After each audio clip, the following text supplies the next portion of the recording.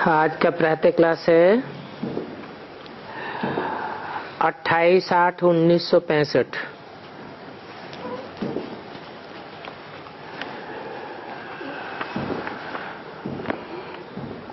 बारिश तो हर वर्ष पड़ती है। वो होती है पानी की बरसात। दूसरी फिर है बेहद के ज्ञान की बरसात। जो बरसात कल्प कल्प होती रहती है तो ये दुनिया पतित नरक है। इसको विषय सागर कहा जाता है।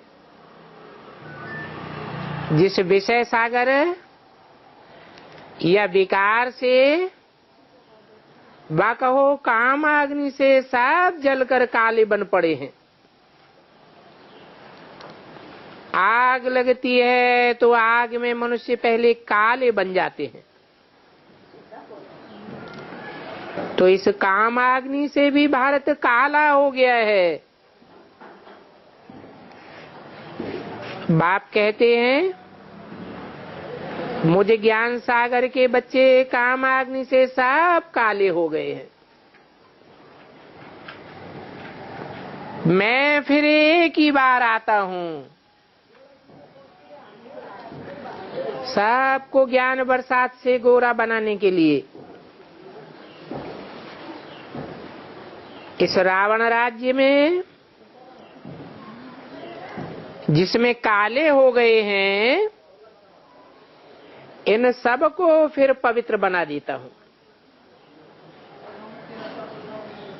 फिर मूल वतन में तो कोई भी अपवित्र नहीं, पतित नहीं रहते। अभी ये दुनिया पतित है तो सबके ऊपर ज्ञान बरसात चाहिए। ज्ञान बरसात से फिर सारी दुनिया पवित्र बन जाती है। दुनिया ये नहीं जानती है कि हम काले पतित बन गए हैं। सतयुग में तो सारी दुनिया पावन रहती है। वहां पतित का नाम निशान भी नहीं रहता। इसलिए विष्णु को क्षीर सागर में दिखाते हैं। परंतु इस क्षीर सागर का अर्थ मनुष्य नहीं समझते हैं। तुम तो समझते हो कि ये लक्ष्मी नारायण ही हैं जो खीर खंड रहते हैं। कहते हैं वहां घी की नदियां बहती थी।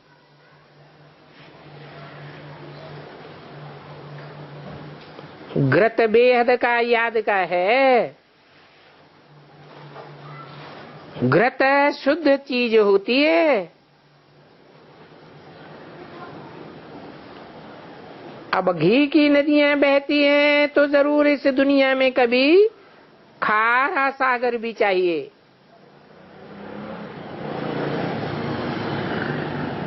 ये विद्वान पंडित आदि ने तो चटके बनाए दिए हैं।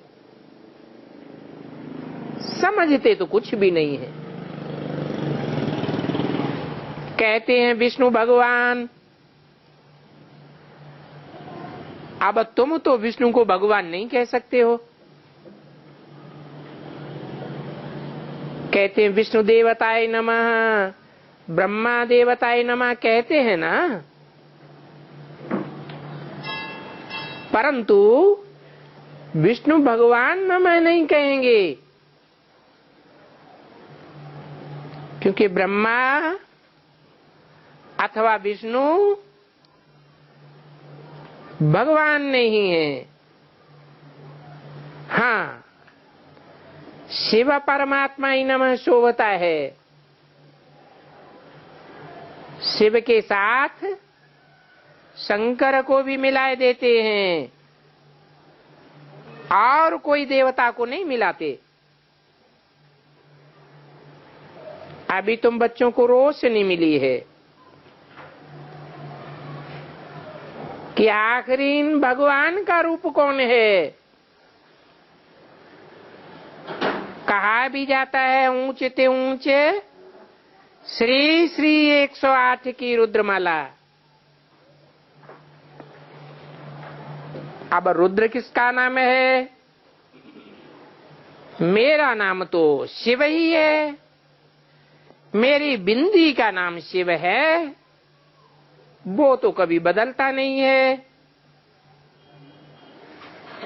जब शरीर बदलते हैं तो नाम भी बदल जाता है। तो रुद्रमाला कहा जाता है। ऊपर में है फूल, फिर युगल दाने को मेरू कहा जाता है।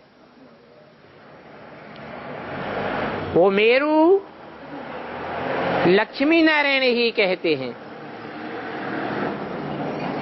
वास्तव में ब्रह्मा सरस्वती को युगल नहीं कहा जाता। सरस्वती तो ब्रह्मा की बेटी है। तो ये 108 की माला शुद्ध माला है।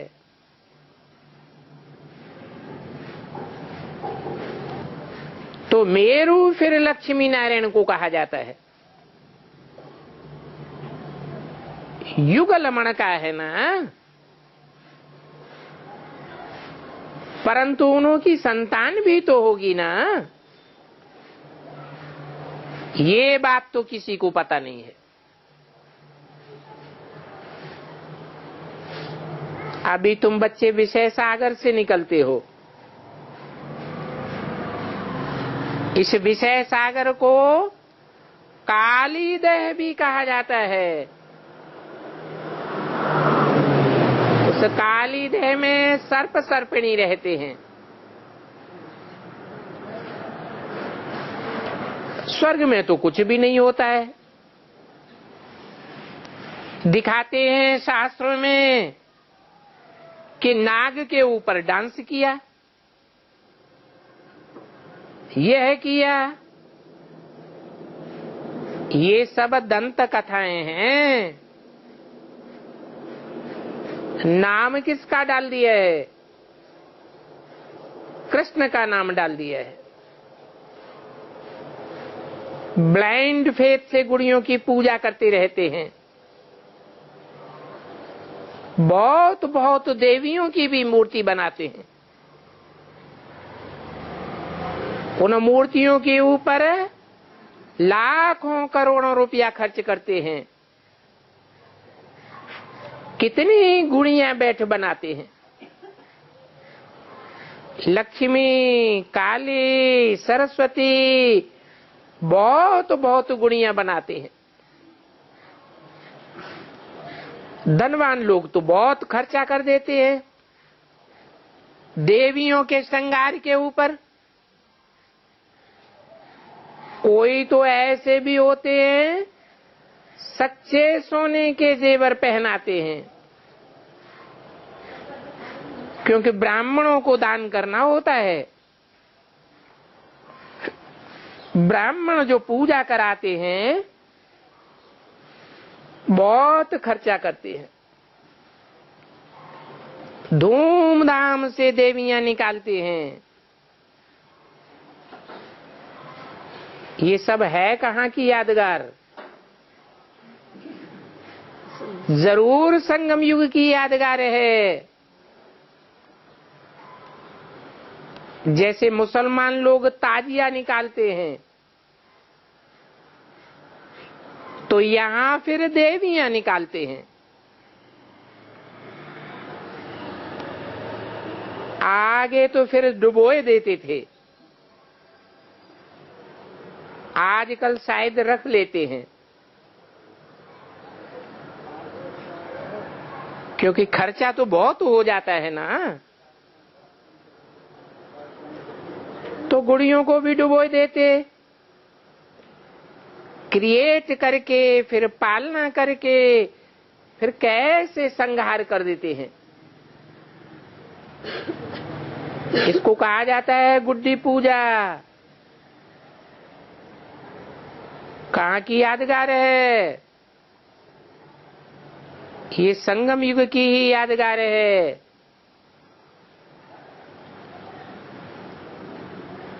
जो एडवांस के बच्चे हैं जानते है ना कि कैसे गुणियों की पूजा की थी, कितना धन माल लुटाया, फिर बोड़म बोड़ कर देते हैं, ज्ञान जल में ही डुबो देते हैं। इसको कहा जाता है गुड्डी पूजा। तुम भाषण में भी समझा सकते हो कि भक्ति मार्ग में जड़ गुड़ियों को बना करके कैसे यादगार बनाते हैं।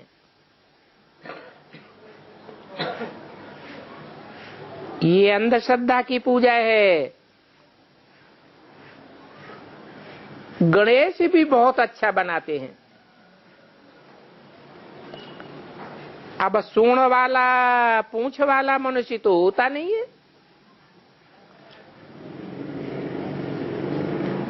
ये पूंछ तो काम विकारी की निशानी है, देह अभिमानी की निशानी है।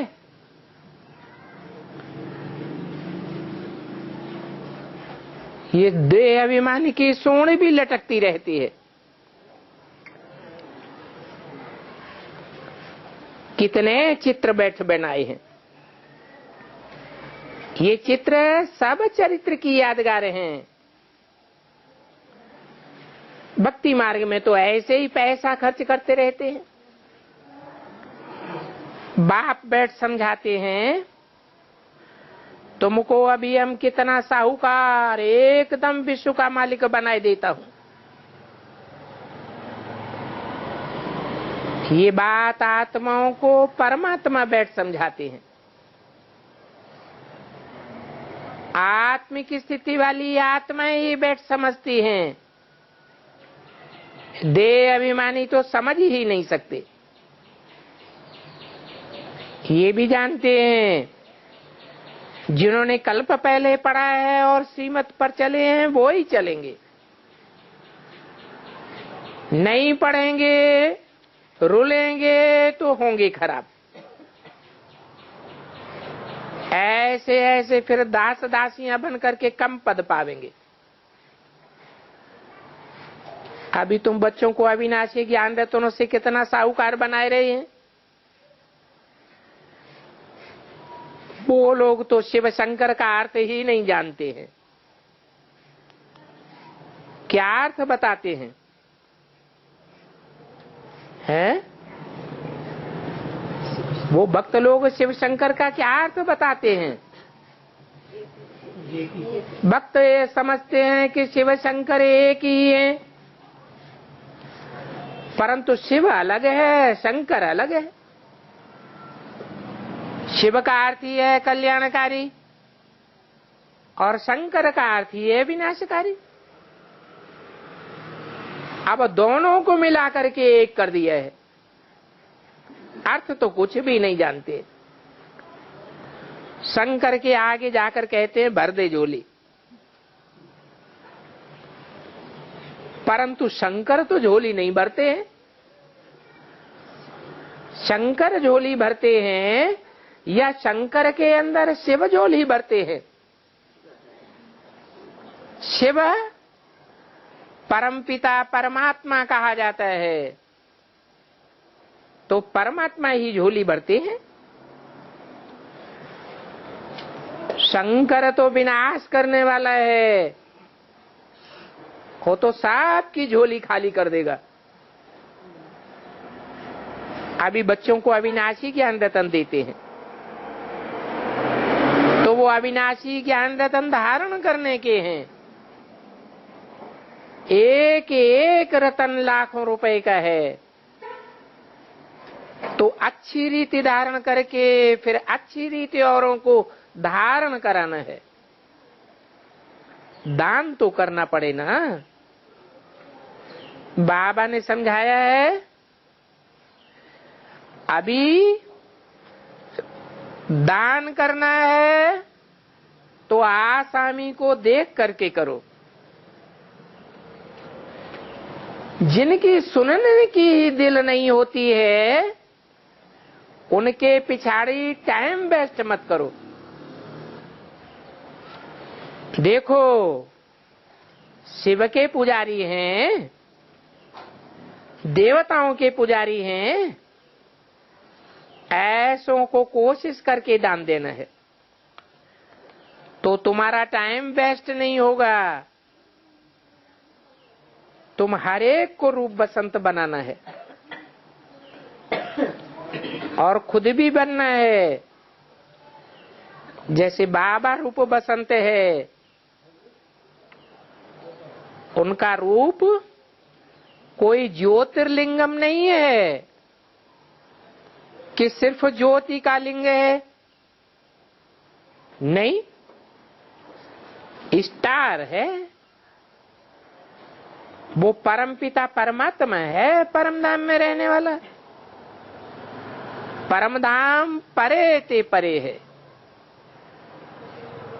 आत्माओं को तो परमात्मा नहीं कहेंगे, तो वो परमात्मा है।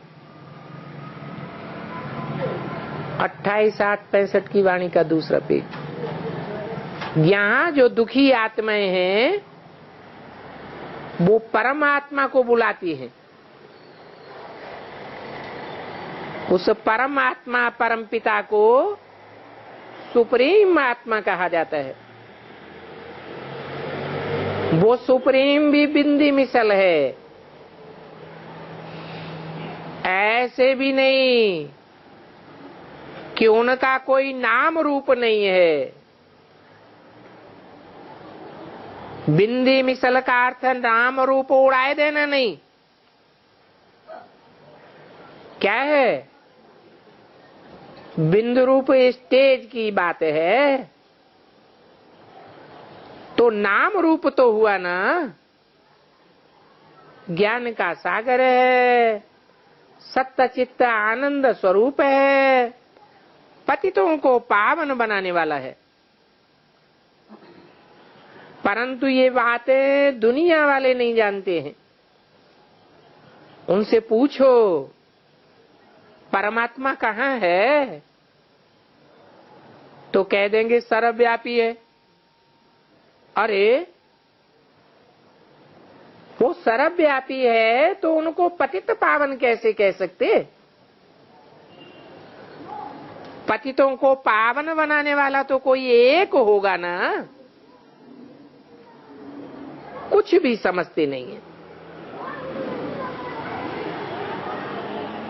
कहा जाता है अंधेर नगरी अनबूझ राजा,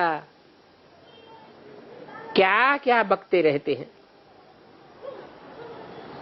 आगे तो गुरुओं आदि से शास्त्र सुनकर फिर उनको पांव पकड़ते थे। अभी बाबा ने तुमको हर बात से छुड़ाई दिया है। तुम जानते हो कि बाबा तो अभोक्ता है, असोचता है। उसको कोई मनन चिंतन मंथन करने की दरकार नहीं है।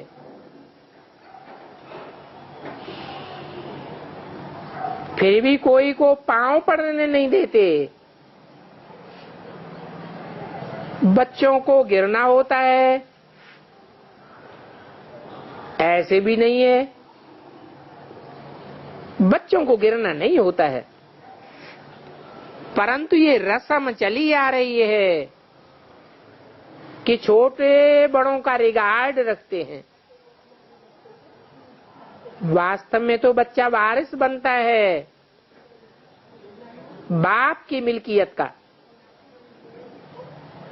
बाप कहते हैं कि ये बच्चा मेरा मालिक है, हमारी सारी जायदाद का मालिक है। मालिक को फिर नमस्ते करते हैं। बल बाप मालिक है, परंतु सच्चा मालिक तो बच्चे को ही कहेंगे, जो उनकी सारी मिल्कियत का मालिक बनते हैं। तो तुम बच्चे भी मालिक बनते हो, तो तुमको ऐसे थोड़े ही कहेंगे कि मेरे पांव पड़ो, यह करो वह करो, नहीं। गोद में बच्चे आते हैं तो भी बाबा कहते हैं शिव बाबा को याद करके फिर गोद में आना है। ऐसे नहीं करेंगे तो फिर पाप लग जाएगा। अब देखो बाप कितना खबरदार करते हैं, एक शिव बाबा को ही याद करना है। हम शिव बाबा की गोद में आते हैं, आत्मा कहती है मैं शिव बाबा की गोद लेती हूं, तो मनुष्य इन बातों में मुझते हैं। तुम तो जानते हो माँ बाप गोद लेते हैं कि शिव बाबा है और इनसे अडॉप्ट करते हैं, तो ये माँ हो गई। ये जानते हो कि तुमको वर्षा तो शिव बाबा से मिलता है, इसलिए उनकी याद में रहना है। क्यों कहते हैं उनकी याद में? इनके बाजू में ही तो बैठा है, बोलने वाला कहाँ बैठा है? इनके बाजू में बैठा है, तो ऐसे क्यों कहते हैं उनकी याद में रहना है? इसका क्या कारण है? कि भविष्य में वो पार्ट डिक्लेयर होने वाला है। तो बाप जो बातें समझाते हैं उन बातों को धारण करना है। जो धारण करेंगे उनको रूप बसंत भी बनना है। रूप याद में रहने वाले को कहा जाता है और बसंत उनको कहा जाता है जिनसे ज्ञान की धारणा की खुशबुएं निकलती हों। तो योग में रहेंगे और ज्ञान धारण करते रहेंगे, दूसरों को कराते रहेंगे, तो तुम मेरे समान रूप बसंत बन जावेंगे। जब मेरे समान रूप बसंत बन जावेंगे तो मेरे साथ चल पड़ेंगे। तुम्हारी आत्मा में ज्ञान होगा, फिर स्वर्ग में आ जावेंगे तो ज्ञान पूरा हो जाएगा, फिर तुम्हारी प्रारब्ध शुरू हो जाएगी। नॉलेज की प्रारब्ध मिल जाती है, फिर नॉलेज का पार्ट पूरा हो जाता है। तो ये गुह्य बातें हैं जो मुश्किल ही किसी की बुद्धि में बैठती हैं। बूढ़ियों को भी बाप समझाते हैं कि तुम एक को याद करो, मेरा तो एक शिव बाबा, दूसरा न कोई। बाप को याद करो तो तुम बाप के पास जाए फिर कृष्णपुरी में चली जाएंगी। ये तो कंसपुरी है, ऐसे नहीं कि कृष्णपुरी में कंस था, ऐसी कोई बात नहीं है। कृष्णपुरी में कंस कहां से आया? ये तो सब दंत कथाएं बना दी हैं। कहां की यादगार है? सतयुग में तो कृष्णपुरी होती है, वहां कंस का क्या काम? ये सब संगम युग की यादगार है। दिखाते हैं कृष्ण की मां को 8 बच्चे थे। ये तो गालियां दे दी हैं। मूर्ख बुद्धि क्या क्या बकते रहते हैं। कृष्ण को टोकरी में डाल करके भगाया।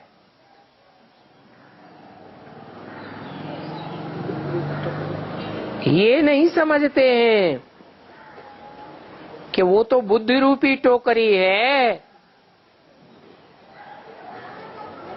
कृष्ण तो बच्चा है। फिर दिखाते हैं कि नदी के पार ले गए। अब ये तो विषय वैतरणी नदी की बात है। ये सारा संसार विषय सागर है। फिर दिखाते हैं कि पांव छू करके नदी नीचे उतर गई। अब वहां तो ये बातें होती नहीं है। ये सब दंत कथाएं हैं। इनका अर्थ बाप बैठ समझाते हैं। तुम भागवत आदि शास्त्रों को कितना प्रेम से पढ़ते रहे। दिखाते हैं सीता को चुराया, फिर बाद में दिखाते हैं उनको वाल्मीकि ऋषि के पास छोड़ा। ये सब दंत कथाएं हैं। वहां तो ऐसी बातें होती ही नहीं। वहां तो धर्म का उपकार था। अधर्म की बातें कैसे होंगी। वहां तो दिखाते हैं कि शेर बकरी भी इकट्ठे जल पीते थे।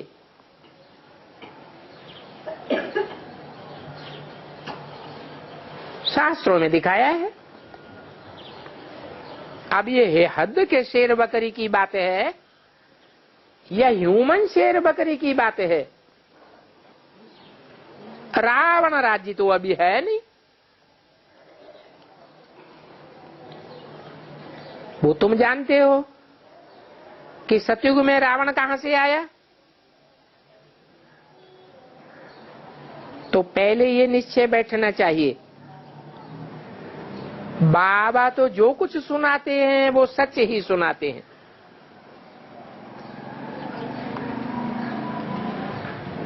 शास्त्रों में तो भूसा भरा हुआ है।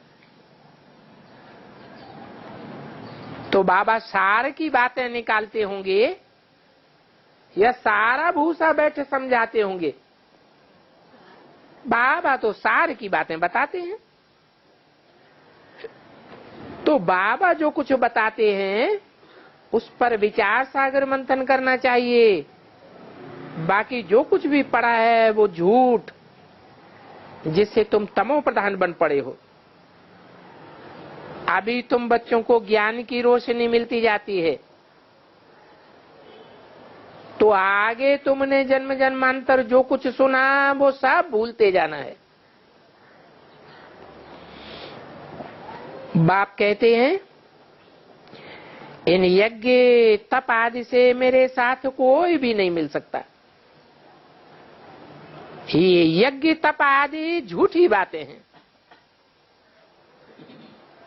आत्मा तमो प्रधान बनने से फिर उन झूठी बातों के ऊपर टूट पड़ते हैं।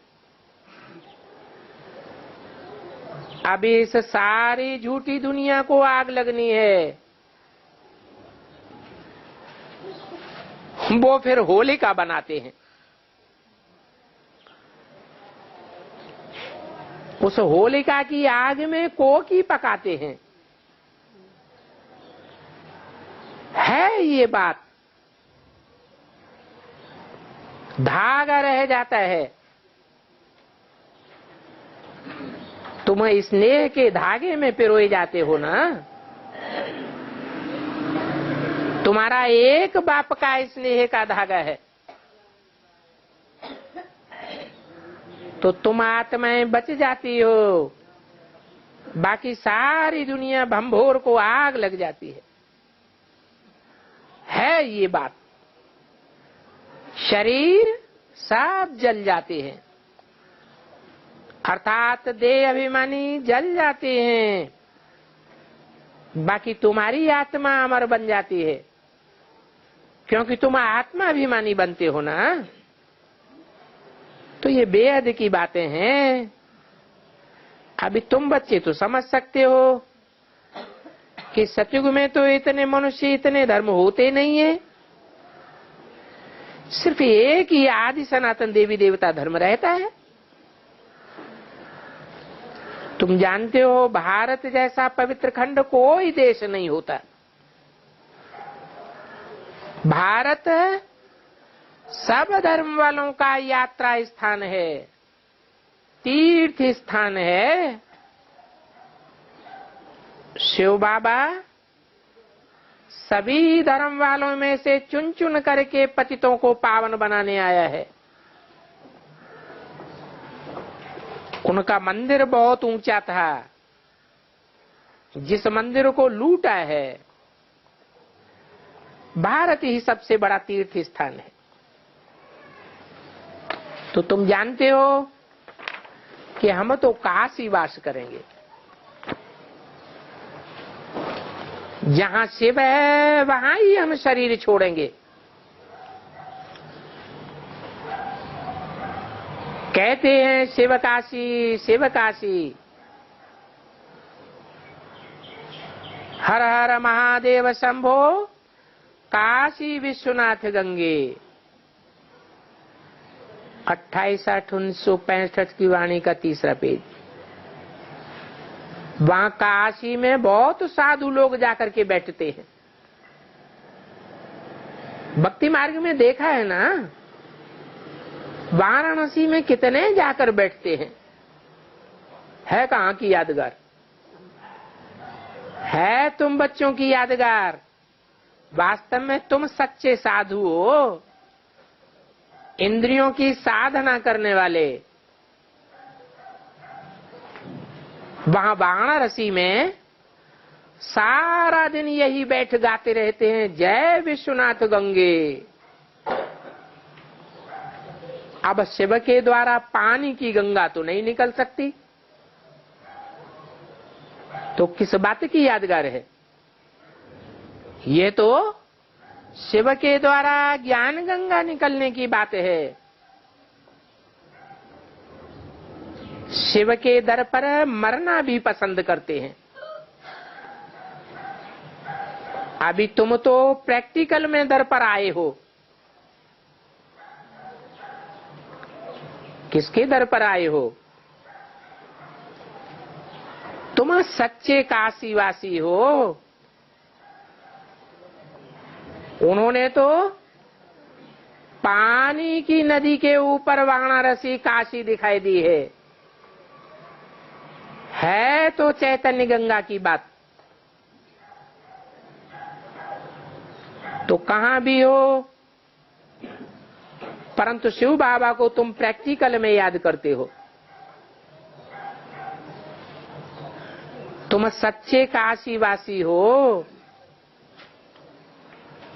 जानते हो कि शिव बाबा हमारा बाप है। उनको याद करते करते उनके पास चले जाएंगे।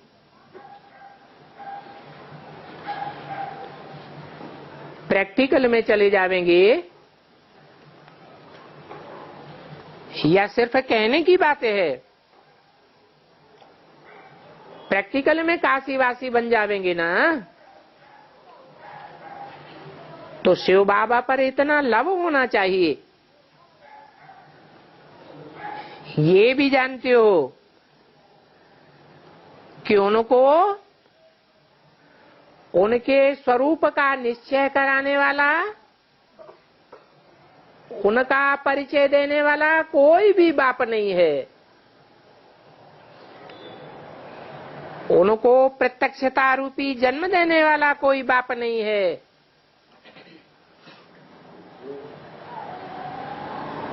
वो सबका बाप है। उनको समझाने वाला कोई भी टीचर नहीं है, और तो सबको समझाने वाले कोई न कोई टीचर होते हैं। तुम जानते हो कि ब्रह्मा विष्णु शंकर का भी वो रचयिता है।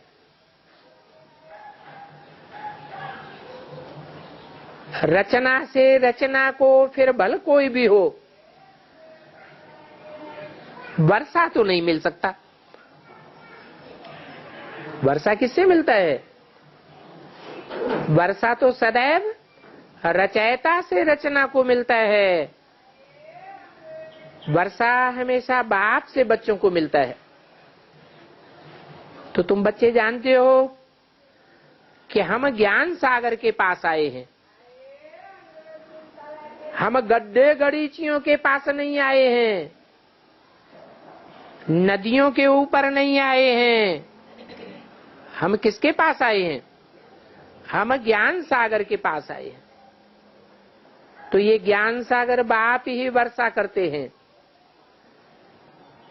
इस बरसात से तुम पावन बन रहे हो। बाकी तो सब अपना अपना हिसाब चुकतू करके अपने अपने धर्म में चले जावेंगे, अपने अपने सेक्शन में चले जावेंगे।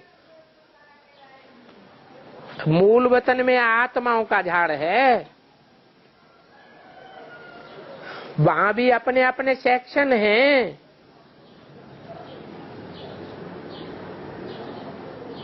यहां भी साकार झाड़ है। तो वहां है रुद्रमाला, यहां फिर है विष्णु की माला। फिर छोटी छोटी बिरादरियां निकलती जाती हैं। कौन कौन सी बिरादरियां निकलती हैं? इस्लाम धर्म की, क्रिश्चियन धर्म की, बौद्ध धर्म की, ये बिरादरियां निकलती हैं ना। तो ये बिरादरियां निकलते निकलते झाड़ बड़ा होता जाता है। अभी तो फिर सबको वापस जाना है। फिर राज कौन करेंगे? सब वापस चले जावेंगे तो देवी देवता धर्म वालों को राज करना है। तुम मनुष्य से देवता बनते हो, विश्व के मालिक बन रहे हो, तो तुमको तो बहुत खुशी होनी चाहिए। किस बात की खुशी होनी चाहिए है? कि और धर्म वालों को तो और धर्म पिताएं पढ़ाते हैं, और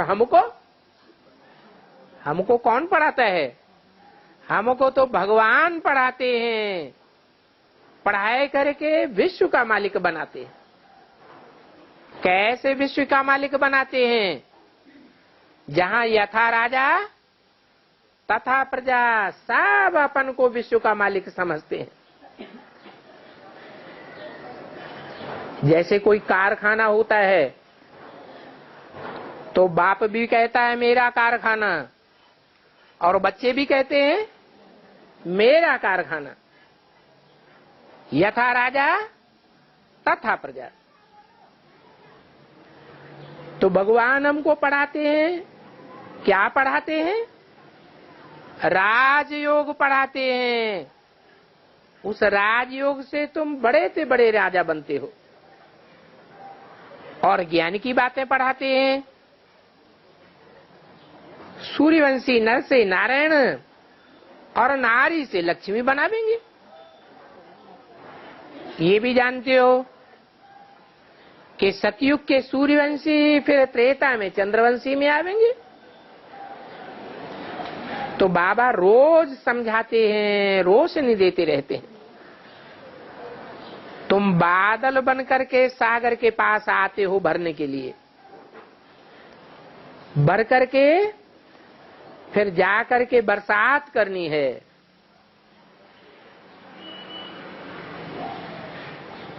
बरसेंगे नहीं तो फिर राजाई पद नहीं पावेंगे, फिर तुम प्रजा में चले जावेंगे। इसलिए बादलों को भर करके फिर क्या करना है? बरसात करनी है। तो कोशिश करके जितना हो सके बाप की याद में रहो और खूब बरसात करते रहो। तुम्हारे शास्त्रों में अथाह नाम है। अनेक गुरुओं को मानने वाले हैं। दिल्ली में जाकर के देखो, जमुना के कंठे पर बहुत मकान बने हुए हैं। क्या जब बाप आते हैं तो दिल्ली में पहले पहले कहां बरसात करते हैं? एडवांस नॉलेज की बरसात दिल्ली में जमुना के कंठे पर बने हुए सेंटर्स में होती है। तो यहाँ की यादगार है, जमुना के कंठे पर बहुत मकान बने हुए हैं। मकान कहो, किला कहो, संगठन की यादगार हैं। वहां सन्यासी लोग बैठे रहते हैं, शिवोहम कहते रहते हैं। और हैं ये अबलाएं, मेल्स, ये फीमेल्स जाकर के उनके ऊपर फूल चढ़ाते हैं, हे भगवान कहते रहते हैं। तो देखो कितनी ठगी लगी पड़ी है। अब उनको गवर्नमेंट नहीं निकाल सकती। इस ठगी को बंद करने वाला एक ही बाप है, जो जमुना के कंठे पर आते हैं। सतयुग में तो कोई भी ठगी नहीं होती।